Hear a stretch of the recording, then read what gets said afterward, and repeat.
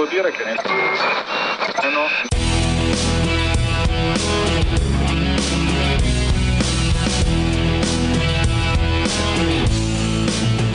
Hey there, everyone. Welcome to the show tonight. A little bit early tonight, but that's because Brian is going to be on with Grumpy Acres tonight at 6 o'clock, and I don't want to interfere with that show, conflict with that show. Plus, I want to actually go watch that as well. Should be a pretty interesting show. Grumpy Acres is a really cool guy, and you all know Brian. So, in the chat, what's going on, everyone? Liberated Ladies here. The Brandons are here, a couple Brandons. I think in our prepping group, there's like 3 different Brandons. So, but anyway, what's going on, everyone? I saw Dorian. It's not showing up on my stuff here. Oh yeah, there it is. Okay, so. But at any rate, that's why I'm starting off a little bit early tonight. I am probably I'm going to stick around the same time frame, but I may choose different days, or I may just do this 4 o'clock slot because I noticed that nobody's doing a live stream right now.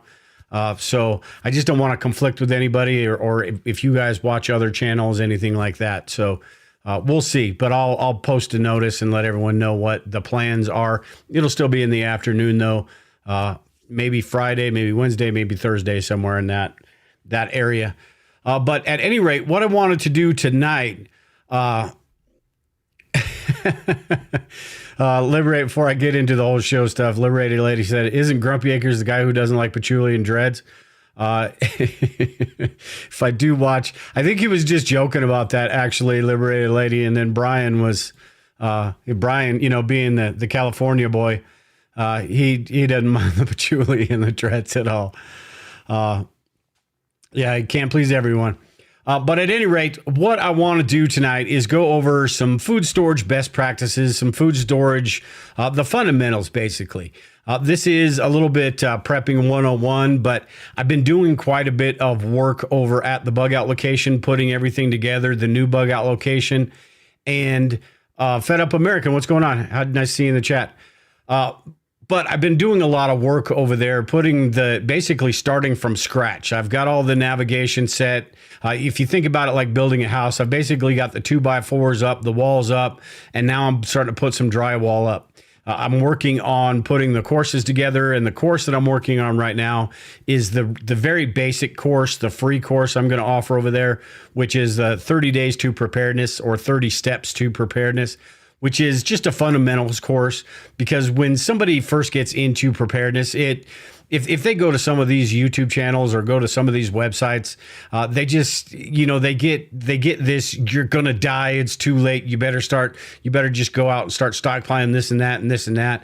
And it's not the right way to get started. So I want to just do a basic course over there, just the fundamentals on doing it the right way, just getting prepared, figuring out where you want to go, figuring out how to do things without all the fear and the confusion and all that stuff. So at any rate, that's why I decided, while I've got food storage on the brain, I will talk about some of that stuff today and give some of the best practices with food storage.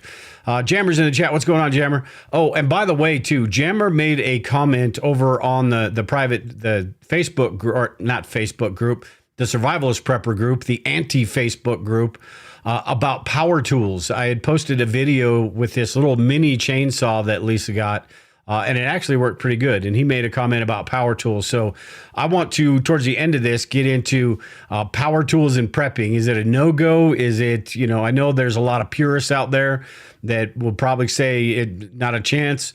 But I think it's just like everything else in preparedness. It's one of those topics that, it really depends on you and your situation. And I think there's a lot of, personally, I think there's a lot of situations where they would be useful. So at any rate, before I got to see if I can see this here. Before we get into that, I wanted to show everyone, I did a poll both on the private group and on YouTube here. And first I'll show YouTube. This poll was how much canned food or how much DIY food storage do you have in your food storage plan? And the results were not really surprising. I think it's about what I thought. The one on YouTube here was pretty interesting though, because 19% said that they had none, which I know there's probably a couple reasons for that. If you are, homesteading, Alpha over in the group also had mentioned how he doesn't buy into a whole lot, and I'll go into this in a little bit, buy into a whole lot with the long-term food storage stuff, because he's more into the, grow your own, get your own stuff done. If something lasts for, if it is a full collapse, something lasts for a couple years, that food storage is not going to be all that great anyway. So, or it's going to be gone. But a lot of people chose 50% or more, and 56% of people actually chose that. Let me see if I've pull up this group right here. I should have had this loaded up earlier. I'll put this on full screen. Let me see if I can find this. I believe I put it in general prepping chat. And in this poll, here it is. What percentage of food storage is made up of DIY food storage techniques? And I put 20%. And honestly, this sort of fluctuates up and down because it really depends on, am I canning stuff? Because we do a lot of canning. We don't do any dehydrating or anything. I will take food that I purchased at the grocery store, put it in Mylar bags, put it in buckets, things like that. So it really depends. But a lot of people here, and again, it's that 50% range. A couple of comments I wanted to talk about. Let me see if I can find it here. Alpha's comment right here. He said, like I said earlier, I'm not a big long-term food storage fan. We have a lot of beans and rice, and I view it as supplements as we grow our food in our garden and put them in the freezers. Should a total caveman reset happen, unless you already know how to produce and procure your own food, once your long-term food stores run out, you're done. Regardless if it's 1 year or 10 years worth of food. So very good point there with that is learning how to grow your own. He says here, unless you're Bezos living on the side of a mountain with decades worth of food, you're going to have to learn how they lived in the 1800s. White Rabbit here also said, I agree 100% with that. Homesteading it would be ideal. Living now like you want to live then, but we don't have land yet. And what if you have to leave? Bug out skills are primo number one. And this is something I think that is, it's really tough for a lot of people.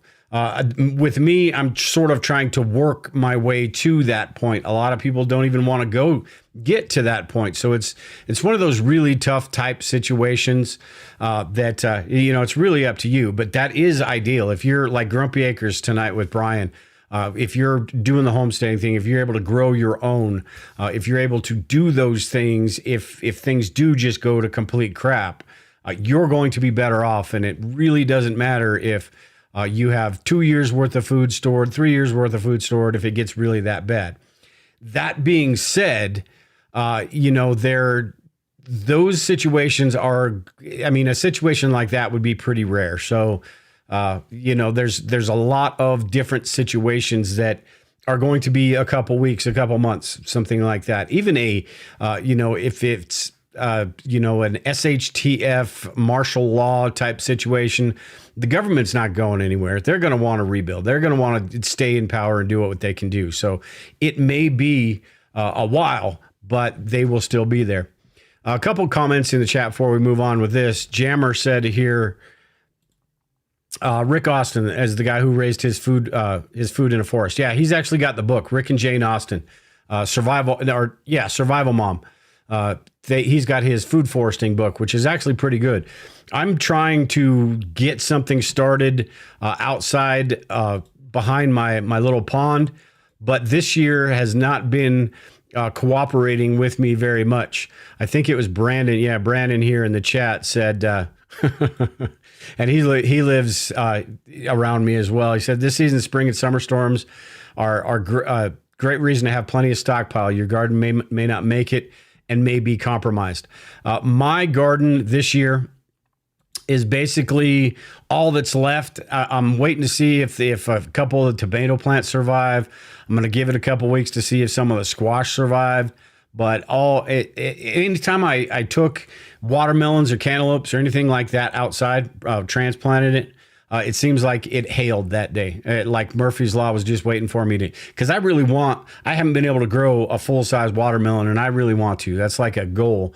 And it seems like every time I try to, it just hails and it kills them. So, but I do have garlic, I do have onions, and I do have potatoes that are all, protected from the hailstorm. So, and it's been pretty dry lately. So we'll see. See how that goes. One more comment, and then we'll move on to these. I got 10 tips here, but Brandon said, the other Brandon, freeze drying for me has been a great interim for me. I like having food put away because you never know when you may lose your garden to drought, or hail like we have. But yeah, that's one thing that is on the very top of my list, is to get a Harvest Right freeze dryer, and that is something I'm going to be saving up for and getting, because there's just so much you can do with that. One more thing on that tonight too. I'm glad you put that up there, because it reminded me.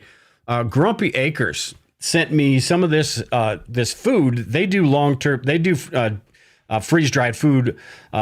Him and his wife do, and he sent me some to try out. So I didn't get a chance to try this out today, but I am going to do a video on this and try some out. They've even got freeze-dried Skittles, which I told Brian I would wait to open these. Brian has got a pack of those as well, and he already downed them. So I want to talk about it on Sunday's show. But Grumpy Acres, they have their website. Let's see if I can find it here. grumpyacresfarm.com, and they've got all sorts of all the different things that they freeze dry over here. They've got eggs, they've got oatmeal, oatmeal ice cream bar, oatmeal ice cream. I think they have an ice cream bar on here somewhere too. I thought I saw that. Bananas, marshmallows. Maybe I was thinking ice cream bar because of Mountain House Foods or something like that. But at any rate, very cool stuff. If you want to help support actual preppers doing what they do, this is pretty cool stuff. Not going to build up your food storage or anything. What this is maybe for hiking, camping, bugging out a situation like that.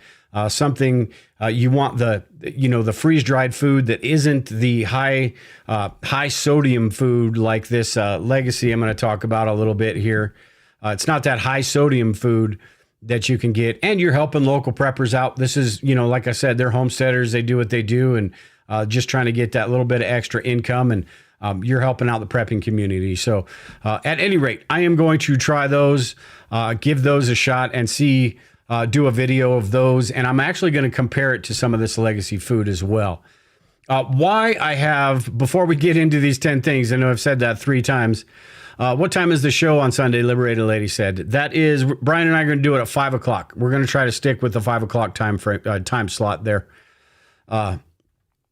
And Liberated Lady said, let's all meet up. That would be very cool if we could all just kind of get a group together and pick a state somewhere and just get it together and start hanging out. But before I get into these 10 tips, though, I wanted to talk a little bit about, I had a question yesterday about Legacy Foods, their 72-hour kit compared to the 4 Patriots 72-hour kit. And you see 4 Patriots 72-hour kit right here is $29. And then if you go to Legacy Foods or my website, the shtfshop.com, it's $115. And the question the other day is, what's the difference? What makes Legacy so much better than 4 Patriots or My Patriot Supply, which I have theirs up here as well, which is $17.76, their 72-hour kit. And basically, the only reason I have this up here for My Patriot Supply is actually kind of a good deal right now. So for $17, you get, I believe it's like 6,000 calories, 2,000 calories a day. Yeah, so 6,000 calories. So not a bad deal. But what I wanted to talk about a little bit is to sort of help everybody that is in the market for buying this sort of long-term food storage stuff. Don't fall for the advertising gimmicks, the The serving size is a sales pitch. It is a sales pitch they use for, I don't care if you're talking about boxes of cereal or if you're talking about buckets of long-term food. The serving size is whatever they decide that their serving size is. So it's only a way to sell you more. They display this, or they brand this as the 72-hour kit, and it's got, I wanted to show you some of the differences. Let me put this on full screen here. So you look at this and you think, hey, $30 for a 72-hour kit, that's fantastic. But when you look at the total calories, 4,800 total calories, compared to Legacy Foods here, which is 1,244 total calories. Now, this is 32 servings, not 20. So it's like a third more, but it's 4 times as many calories in here. And the reason this is, Legacy's 72-hour kit is for 2 people, whereas For Patriots is for 1 person. But it's just branded as a 72-hour kit. So when you see this and then you see this, you're going, what the hell? Why would I want to even buy that? That's so much more expensive. I could get 3 of these, 3 or 4 of these for that same price. And you could, and it is about the same as one of these is equal to about 3 or 4 of these. The other thing with these that you need to look out for is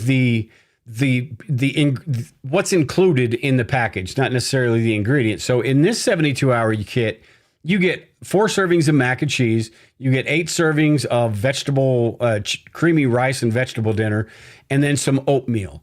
In Legacy Foods, you get pasta primavera, pasta alfredo. I need to fix that spelling right there. Cheese and broccoli, and you get meals, basically. You get a whole bunch of meals, 4 servings apiece. And the servings are 1 and 1.5 cups, so 1.5 cup servings. I believe you look on here at For Patriots, and their servings are 1/3 of a cup. And I believe a couple of these, I think this one is actually a half a cup. No, maybe not. Let me get rid of that. Maybe it's the oatmeal that's a half a cup. Yeah, the oatmeal is a half a cup. So just to make math easier for me, you've got a half a cup for these per serving with this. So basically, with 20 servings, you're getting 10 cups of food. With these 32 servings, you're getting like 46, 47 cups of food. Just a massive, massive difference. So my whole point with this is when you're looking at this long-term food storage stuff, make sure if you are in the market to get some of that stuff, one, get a hold of me. I'll make sure you get a good deal. I'll be responsive. Make sure that you don't get ghosted or anything like that. Brandon made a very good point right here too. But make sure you look at calories and not the serving size. Protein is another one. And that's why I wanted to go through what's included with these quote unquote 72-hour kits. I suppose they are 72-hour kits. You are going to get 72 hours out of them. You could go out and buy a flint rod or a mag bar or something and call it a 72-hour kit, because you don't need any food really to survive 72 hours. But protein, and we're going to get into that as I go through this, protein is a really key one, because that's going to give you the energy. That's going to help you rebuild your muscles if you're working hard and things like that. Help your muscles respond better. If you're eating, just oatmeal and macaroni and cheese for 3 days, for one, I don't know. I think when I eat macaroni and cheese and that's all I eat, an hour later I'm hungry, kind of like Chinese food, right? Like eating rice. An hour later I'm hungry. So I just don't know. Yes, they call it a 72-hour kit, but look at what's in it. Look at the calories that are in it. Look at their serving sizes, all of that stuff before you, go out and buy something. Now, if that is exactly what you want, then go for it, I think. It is pretty low cost. It's a great entry level type thing where you can test out their products and see. I may even get one because I want to see how good they are. I know how good Legacy is, but I want to see how good those are. Real quick before I get into that too, I wanted to mention this is the 72-hour kit right here in that video. And I'm actually going to be giving a couple of these away once I get the bug out location up and running. I am going to be giving a couple of these away. I wanted to open this real quick. Let me move this microphone. I want to open this and show you just a couple of what you get in it, the sizes. Another reason the legacy things, the legacy 72-hour kit's a little bit more expensive is because it does come in this bucket. They do have a box with 32 servings, I believe. That's like $90. But this, you get all of these meals in here, and let me pull this out of the way. So with this, you get these meals right here, and this is the size of the package. Now, this is 1.5 cups. This is 4 servings, so you've got 6 cups worth of food in here. That other one, you've got 4 servings at a third. You've basically got 1 cup, a little over a cup of food. So you're talking a package. It may be this big, but you're talking, I mean, almost nothing in that package. So that is a big difference when you're talking about the price. Now, let me put this back on this screen now and stop jabbering about that stuff. But this Legacy Foods, I like Legacy Foods. I sell Legacy Foods, and I am what I am about it. I'm not trying to be, super salesman-y or anything, but I know the people there. Amy over at Legacy Foods, great person, really responsive when I have questions. Somebody's birthday. Oh, Miss, sorry, I'm trying to read this. Kanzi said, say happy birthday to Miss WV. So I'm assuming that is Jammer's wife. Very cool. Happy birthday. Tell her I said happy birthday as well. Now I forgot where I was. Oh, but Legacy Foods, that's where I was. Really responsive. Amy's great. If you guys have ever listened, it's an old podcast, and I don't think he does it anymore, but Rob Hannes does the Preparedness podcast, I believe is what it was called. Fantastic podcast. Even though it's old, it's still, when I first started prepping, that's what I listened to, and it's just fantastic. Dude knows his stuff. So they're the real deal. That's why I like Legacy Foods. Their food's good and all that. And I figure if I still have this bucket left, after 25 years, I'm opening up and celebrating that the world didn't go to crap. I'm 70 years old, and the world didn't go to crap. So. Liberated Lady said here in the chat, once I get settled, Dale, I'll definitely place an order. Really don't have a place to store. Yeah, on the bus right now. I wonder why that text is not coming through right there all the way. Really don't have a place on the bus. Yeah, no kidding. But I'll be getting a new P.O. box. Yeah, just let me know anytime. Again, this is not, I didn't want to make this a sales pitch, but it is something that people need to be aware of. It's not about serving sizes. It's about calories. So, Kanzi said, never tried Legacy Foods. Can't read that. My old eyes are not working. I've never tried Legacy Food. What is the conversion rate from U.S. to Canada? Do they distribute to Canada? I don't know, Kanzi. I'll have to find out. I believe they do, but I don't know the answer to either of those questions. But I will look that up, and I'll get a hold of you in the group and let you know about that. But at any rate, just, pay attention to calories when you're looking at this long-term food stuff, and just food in general at the store. The calories, the cereals, the boxes, the canned meats, all of that, the serving size, it's a bunch of mumbo jumbo. It's a sales pitch. All right. So what I want to do is get into some of these tips, and I'm going to talk about some of the stuff that I've sort of went over a little bit here with these, but they're just good tips when you're building up your food storage to make sure you're doing it right and you're getting off on the right foot. So this first one I've got here is foods that get eaten regularly. And for a lot of us that have been doing this for a while, this is actually something that we made the mistake of when we first started out, buying a whole bunch of canned food. Wasn't anything that we actually ate, and we ended up throwing away a whole lot of canned food. These days, we don't store a lot of canned food unless it's ingredients for meals, because we just don't use it. The vegetables, sometimes we'll get those, but we don't get a lot because our go-to is freezer. There's a huge difference between freezer peas that have been in the freezer, and canned peas.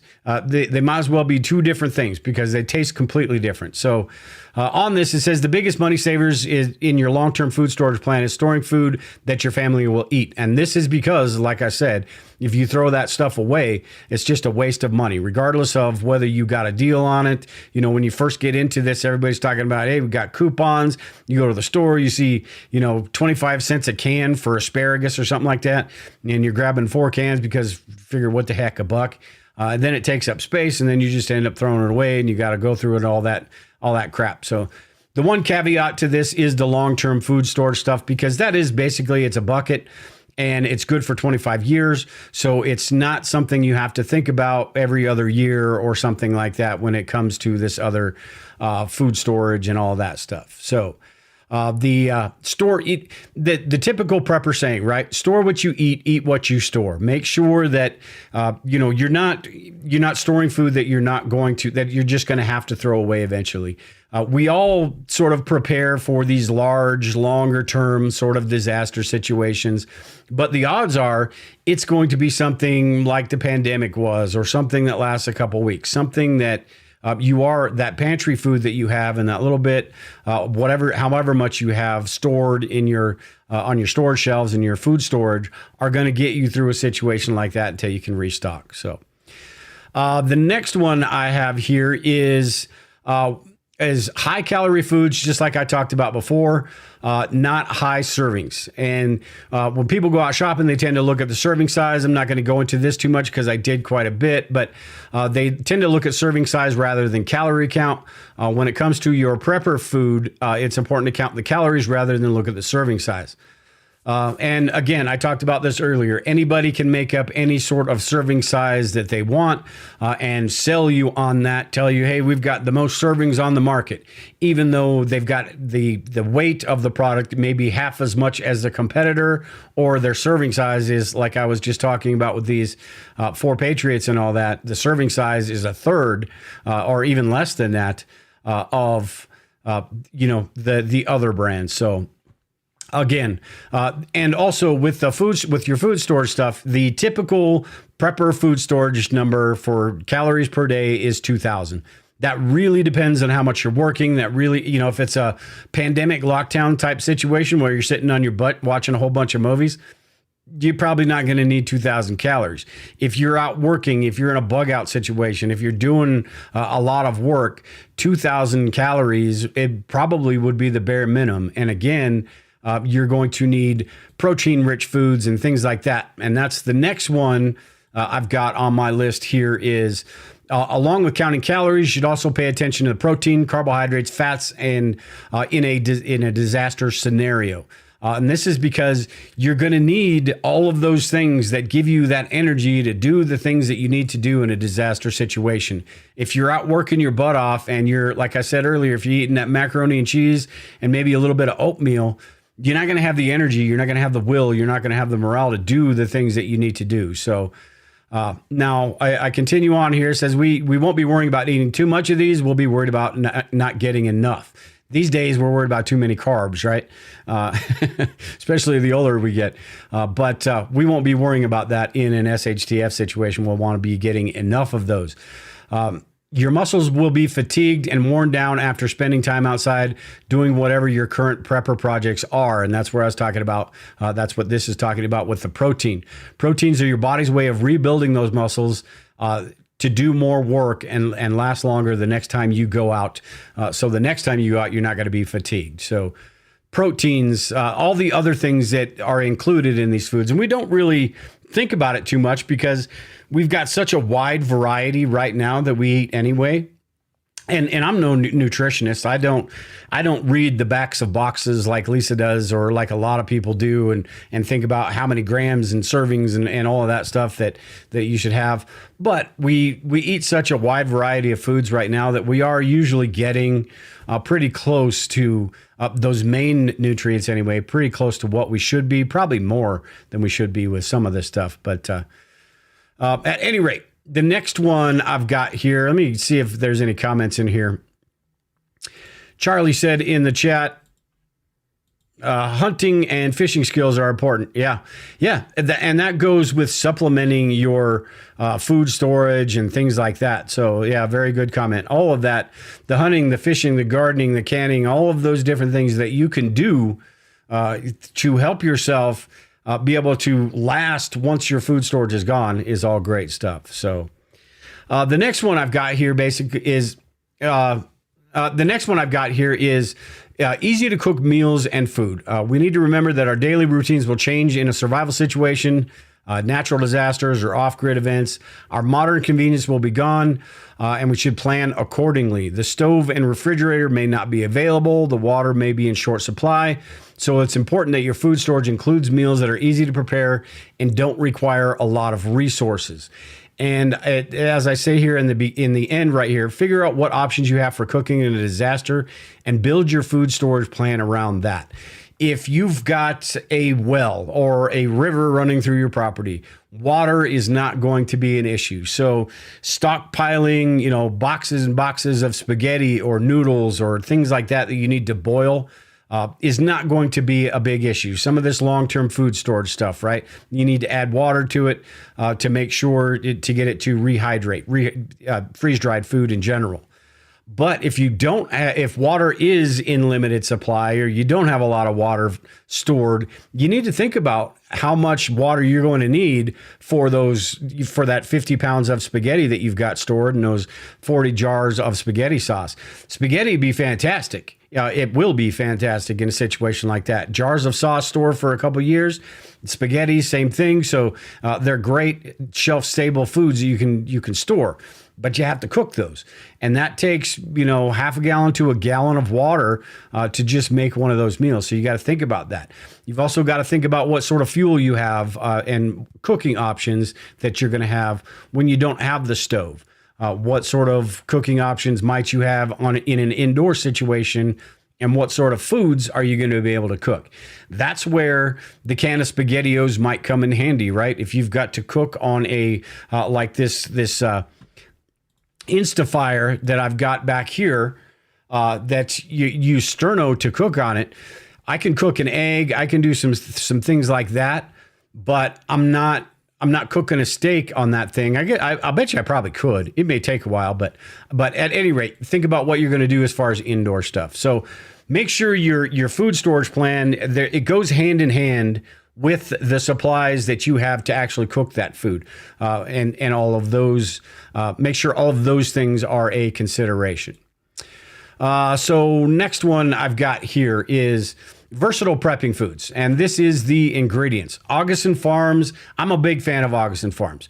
Augustin Farms you can get from Walmart, I believe, these days. Lisa was just telling me that she went to a Walmart down in Parker the other day, and it just almost like a half a row of just Augustin Farms buckets and cans, and we've got a bunch of them over here on the shelf. I don't know if you can see it.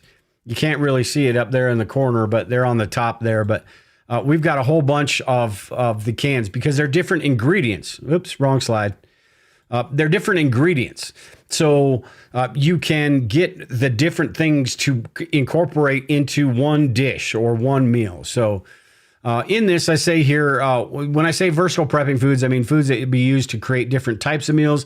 Canned vegetables, flour, beans, rice, they're all good for different types of meals. Those are also things you could put in 5-gallon buckets.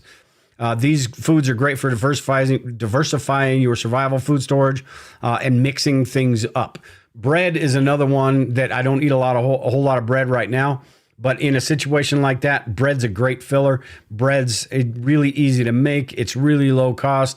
The flour's easy to store. Yeast will last about a year. It's just really easy to make. Sugar, salt, yeast, and water. A little bit of oil, and you're good to go. So all of those things to make everything just a little bit more, a little bit of morale, I suppose, because if you're eating that can of SpaghettiOs every day, if you're eating the legacy foods every day, that's going to get pretty old. Plus the fact that these long-term food storage things are really high in sodium, so it's not going to be that great for you. So make sure you have a versatile prepping pantry. The next one I've got here, and I think this one is really important for me anyway, is the normalcy foods, the comfort food. the things, especially this is especially important if you have a family with younger kids. You're going to want those foods that that kind of shut them up, right? That make them quit whining, that make them say, you know, this isn't as bad as it could be. Something that reminds them that things, yes, things are bad, but they're pretty close to normal. You've done a good job as prepper dad or prepper mom of making sure that the situation is as good as you possibly can make it. So in here it says, sometimes we get wrapped up in the survival aspect of our food storage, or we get wrapped up in the long-term Mad Max super, you know, the complete collapse type situation. And we don't pay attention to the fact that it may be a little bit shorter term, and we don't pay attention to the things that, like I talked about earlier, the things we eat on a regular basis. We don't pay attention to the things that our family wants. We're just thinking that prepper brain of 2,000 calories a day. I got to make sure I have this. I got to make sure it doesn't matter what it tastes like. I've got to make sure that we just survive. That is true, but at the same time, there's that normalcy, that comfort that we need to get that situation, because it's not always, like I said earlier, rarely is it that really long-term type situation. Make sure your long-term food storage plans includes items like coffee. You got to have coffee. Sweets, drinks, mixes, anything that can be stored long-term that the family enjoys. Drink mixes, I think, are a huge one as well. Coffee for me, I drink coffee and I drink water. That's the only thing I drink. Lisa drinks the Meal, the little things at Meal are fantastic, or they got those drink mixes or Tang, things like that. Those are going to go a long way when it is a situation and you've got kids, or even you're just, with me, I like drinking water. It's all I drink, but some people don't. So if that's all they're drinking on a daily basis, it's going to get really old. And if they're drinking water and SpaghettiOs, or maybe they got the 4 Patriot stuff and they're drinking water and macaroni and cheese for 3 days straight, that may get kind of old. So just make sure you got those comfort foods, chocolate, candy, all of those things. With this right here, I believe it's this one. Freeze-dried Skittles. I'm sure Brandon in the chat, a couple of Brandons have the Harvest Right. Freeze-dried Skittles, great to have the sweets and things like that. Give you a little boost of energy, stuff like that. So White Rabbit's in the chat. What's going on, White Rabbit? She said, she were talking to Liberated Lady. Hi, Liberated Lady. It's been a while. Hope all is well. Sorry. My old eyes, I can't see these quite well until I put them up. So Brandon, let me see if I can get this one. Brandon said here in the chat, I keep some No-Dos too. Might need that caffeine for long days and nights, and you can only drink and store so much coffee. Yeah, that's a good point. Yeah. No-Dos, you can stick some in your bug out bag or, wherever. Give you that little boost of energy when you're just not feeling it, right? All right, so let me get back on this here, find out where I was. Here we are. All right, so the next one. We've got non-refrigerated prepping foods, and I think I'm sort of preaching to the choir here, but this is really important because just about every disaster we think of, the foods in your refrigerator, I think of those as a bonus, right? Those are the things like I was talking about earlier with the vegetables. I'd much rather eat the frozen vegetables.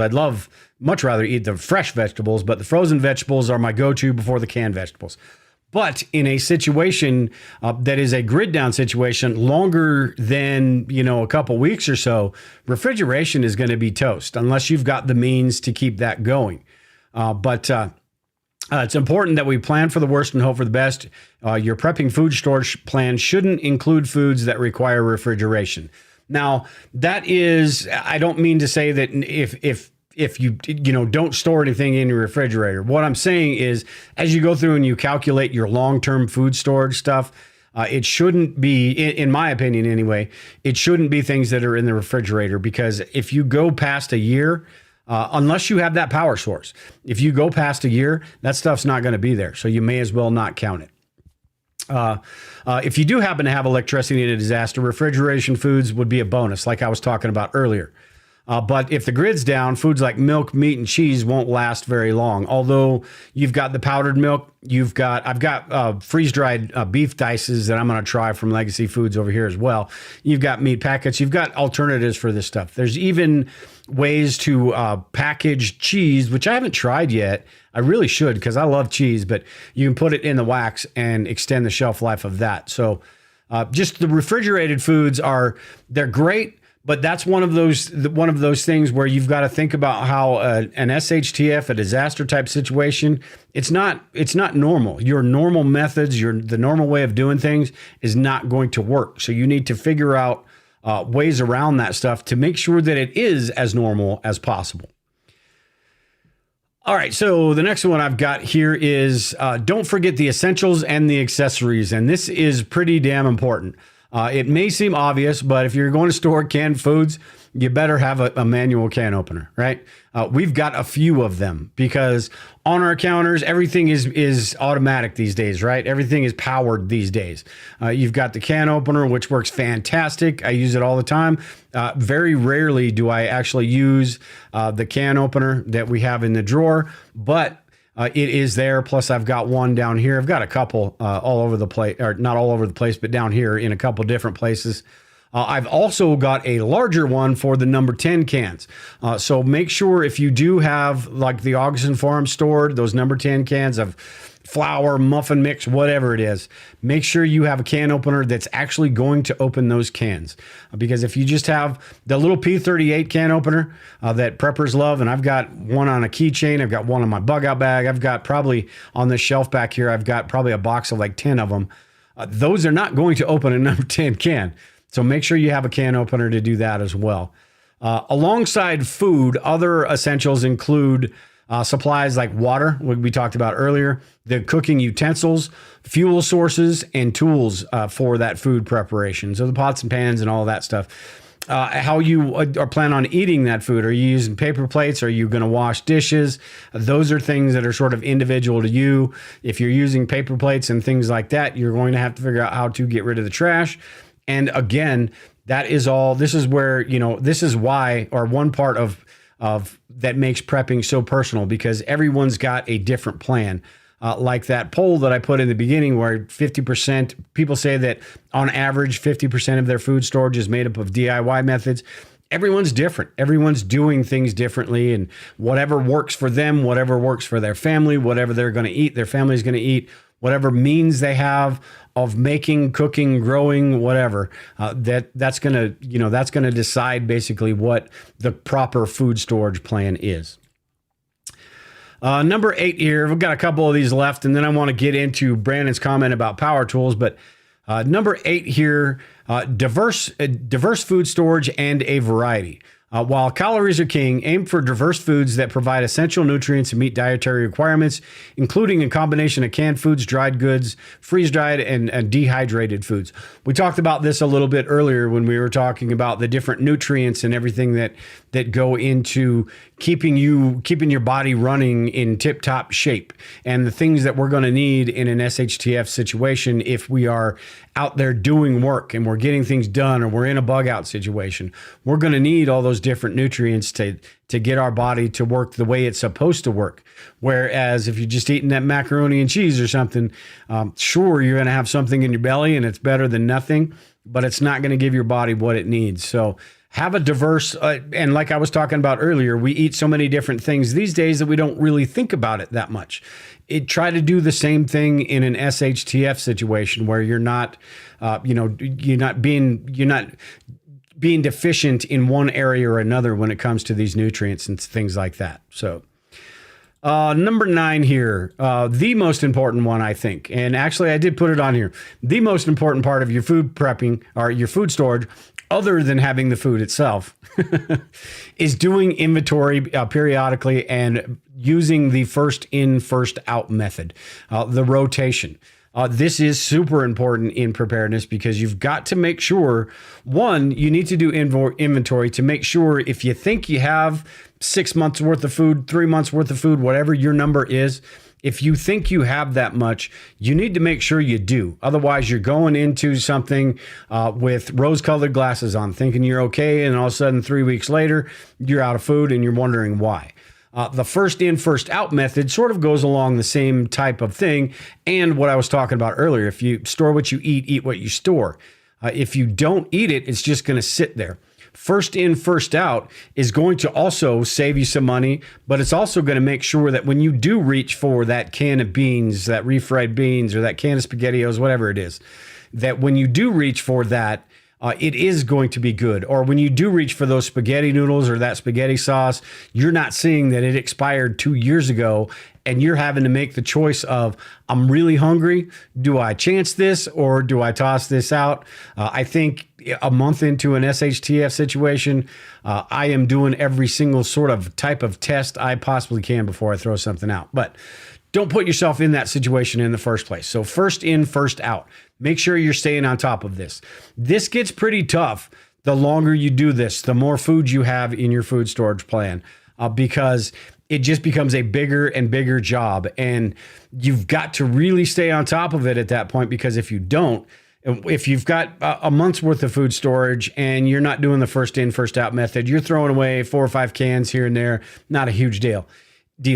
If you've got a year's worth supply of food storage and you're throwing a bunch away of stuff, you may be throwing away a couple $100s worth of stuff. So just try to stay on top of that. And like I said, the more you do this, the bigger the challenge gets. Last one here. Oh no, that was the last one. Okay. So what I'll do is take a couple comments. If anybody's got any good advice or anything on that, Kanzi said in the chat, food poisoning, no joy. Yeah. That's the one thing you got to look out for, because in an SHTF, any type of disaster situation, I don't care if it's just a week, any type of situation like that, you're sick, you got the runs, whatever the problem is, that's no bueno. And it's going to affect your ability to do other things. It's going to affect your whole family, because they're going to have to take care of you. They're going to have to, if you got the Hershey squirts or whatever, they're going to have to, be around you at that time. So, Kanzi also said here, any expired canned foods I use for a bait station for my hunts. That's a good idea. Yeah, if you've got that, if you're in that type of situation, a lot of people being in like the suburbs or something, I don't know that you'd want to put a bait station outside your house, because the predators that you're going to get are not the same type of predators that Kanzi is going to get up there in Canada. So... yeah, Charlie said food poisoning would make matters worse. Yeah. So, and with we do our own canned food, some of our own canned food and things like that too. And botulism is another one of those things. It's odorless, it's tasteless. And that is some nuclear stuff. I know it's pretty rare, but it is one of those things in a situation like, these days, I'm not even taking a chance. I don't honestly know what the answer to that would be. Now, if it was obvious, say I had a jar of, tomatoes or something that I jarred, and it was obvious and the seal was it wasn't sealed properly, that's a no-go. I don't care how hungry I am. That's a no-go. But if it's something that's iffy, I'm doing some tests. Liberated Lady said food poisoning without toilet paper, real bad. Yeah. yeah. That would be horrible. Unless you've got maybe you've got a pond on your property, you got property with a pond or something like that. I mean, I don't know. And then Charlie Angel made a very good comment here too. No doctors around in an SHTF situation. Yeah. Unless you're lucky enough to live with one. Lisa is a nurse, but I don't know that would, if I cut myself, that's great. But as far as food poisoning and stuff, she's got the basic knowledge that, that a lot of people have, maybe a little bit more, but a lot of that basic knowledge. And even doctors, if you've got, family or friends or people in your mag group that are doctors, they're going to be limited because they're going to have the knowledge on what and why and all that. But if they don't have the medications or anything like that to help you, what are you going to do about that? Which all of this whole conversation goes into store this stuff as well. Kanzi said here in the chat, store the medications for all of these different minor ailments that you might go through in some sort of situation, whether it's the food poisoning, the diarrheal stuff, the stomach stuff, the Pepcid, I use Prilosec because I've got a weak stomach basically, but store those things. Diarrheal treatment, brat recipe, bananas, raisins, apples, and toasts. Didn't know that, but that, I can see how that works. It must be fiber, something like that, I suppose. I don't know. Like I said, I'm not a nutritionist. But Dorian and Liberated Lady gave you the thumbs up on that, so must be correct. All right, so before I get out of here tonight, like I said, I do want to, I am going to go watch, if anybody wants to join, I'm going to go watch and join in the chat over on Grumpy Acres Farms YouTube channel. Him and Brian are going to be on tonight talking about probably some mental stuff, the Mind for Survival stuff.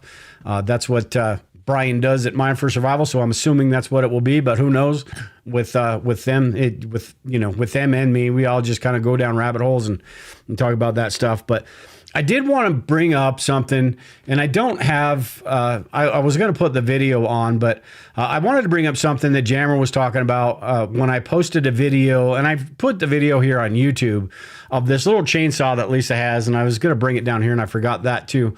Not super prepared for the show today. But it was a really cool chainsaw. I made fun of her like crazy because this little tiny chainsaw, look at that little girl chainsaw is basically what I was saying. But we were out processing firewood, and we were processing wood, basically branches. I've got a couple trees that have died, so I took down, and you're taking the branches off each of those and figuring out what wood is big enough for actual firewood, what wood is going in the chipper, and all that. Her little chainsaw, long story short, actually was pretty good. And I know you could use a machete and things like that. I even got a comment on that video. You could use a machete. This is a lot less energy, and it worked fantastic. Just chopping off those branches, the little branches that are basically kindling or wood chips. And that's basically how we separate those two out. If we have enough kindling, then the rest of it goes to wood chips. And then the other ones that are big enough, that are over a half an inch big, those go into the wood pile and get separated into, larger than a couple inches and smaller than a couple inches, all that. But that little chainsaw worked great. Anyway, Jammer was talking about how he has sort of, it sort of goes against the prepper norms, I suppose, a little bit. Because a lot of, and it's true, if you don't have a way to generate that power, you're going to be hosed. So having those manual tools is important. Kenzie said, hey, lady chainsaw is great. As long as you got power supply to keep the battery charged. Yeah. Again, with being out in Canada and Kanzi, I could see, a little lady chainsaw probably not going to do a whole lot of good for the type of firewood you need to do and all that. But Jammer was talking about different power tools and how that would be pretty convenient. It doesn't take a whole lot of energy to charge the batteries on these. If you think about how often you would need to use a cordless drill or anything like that, it probably wouldn't be a whole lot. So it's not like you're constantly using the battery power in those.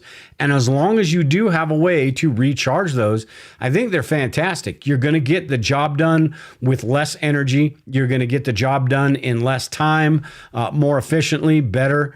Think about if you've got, and I've got one in the garage, a little hand drill. It's got like 4 or 5 different bits, a little hand drill that you can drill holes in wood and things like that. If there's no electricity, thing works. It's going to be my go-to. It's going to be a better than nothing, right? But the amount of energy, you think about the old days when they were building log cabins themselves and they were cutting timbers with those big ass saws. That is a lot of work and a lot of energy and a lot of calories and all that. So Kanzi said a good axe and a bush saw is the way to go. Yeah. Yeah, for those big chores and things like that, yeah, you are going to want to have those. I've got an axe here. I like I said, I don't want to say don't have those manual supplies. The axes, shovels, pickaxes, all those different things, machetes and knives and all that stuff is fantastic. But it would be convenient to have something. Sorry, I'm reading these comments here. Something that was just super easy, simple. You go out, get the job done, and boom, you're good to go. You're not out of energy, all that stuff. But at the same time, you got to have all those other supplies just in case. Good point, Liberated Lady. She said the lady chainsaw. That's what I'm going to be calling it from now on. The lady chainsaw would be good as a weapon too, if need be. Yeah. You thinking of like some Evil Dead type action going on there, waving your chainsaw around. But I'll tell you what, nobody would probably mess with you. They wouldn't want to get too close. You've got you got a 6-inch fixed blade knife or something like that. And that is intimidating in itself, but you got a chainsaw going at somebody. They're going to think twice about getting you. So yeah, very good point. Yeah. Better than the wasp spray. I'll put it that way. That every once in a while the wasp spray crap still pops up, but better than the wasp spray. And I will say, you know what? In an SHTF situation, if that's all you got, it's a can of wasp spray. You know what? That's what you've got. But you do that crap these days, even if the guy is trying to do you harm, you're probably going to go to jail. So. At any rate, I'm not going off on wasp spray, but power tools are fantastic. Brandon said here in the chat, 40-watt power tools or 40-volt power tools are great. All I've got is 12 and 18 volt. Are 40 volt, Brandon, are those rechargeable, or are you talking about something, like commercial size right there? Lisa's in the chat here. She must be off work or something. She said, work smarter, not harder. Yeah. And in situations where you don't have the energy to do that stuff, maybe you're going to just have to work harder. So make sure you do have all of that stuff. Crash Neptune said, great show, Dale. Been listening to your podcast for years. This is the first time live. First live that I've caught. It was pretty cool. Very cool. Crash Neptune. Welcome. Thanks for listening for all these years, and welcome to the YouTube channel. Jammer said, I'm back for a minute. 40 watt is the best. Liberated Lady. I'm trying to see here what, I don't, you guys are kind of going back and forth. So 40 watt, I'm going to have to look into that, the 40 watt power tools, because all I've got is 12 and 18. Brandon said, there we go. Brandon said 40 watts are rechargeable. So, and I don't know off the top of my head how much energy, how many amps it would take to, or even milliamp hours, amp hours it would take to recharge one of these batteries. And I don't have a battery in front of me, so I don't know. I want to say it's like 20 milliamp hours or 20. I don't know what they are. 20 amp hours is what one of our Makita outside. I'll have to look, and I'm going to stop talking about that before I start saying numbers and everybody starts saying I'm completely full of shit. But I'll have to look into the 40 watt ones. And it also really depends on your situation. Like Kanzi, I assume, I don't know exactly where you live, but I assume you're in a more rural area than even most rural areas here in the United States, and more rural than me anyway.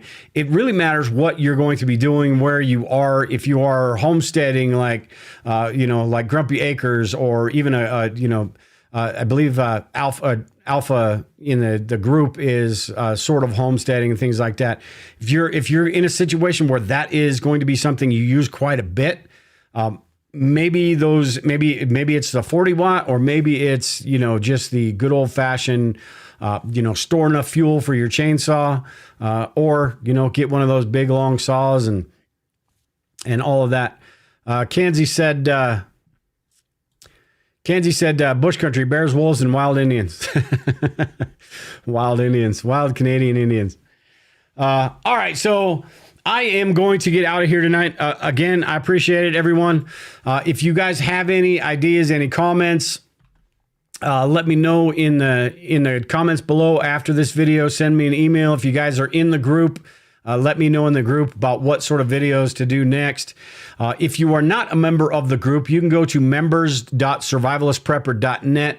Check that group out there. $2 a month, you get full access to the group. It's a really fun group. A lot of people in there that really know their stuff. I'm hoping to get some new preppers in there, some people in there that don't quite know as much as everybody does, because it's fun to be able to answer questions. And there's so much knowledge in that group right now that it'd be just be a fantastic place for anybody that's just starting out. So if you are just starting out, one, join the bug out location, because I'm working on a new one and it's absolutely going to be fantastic.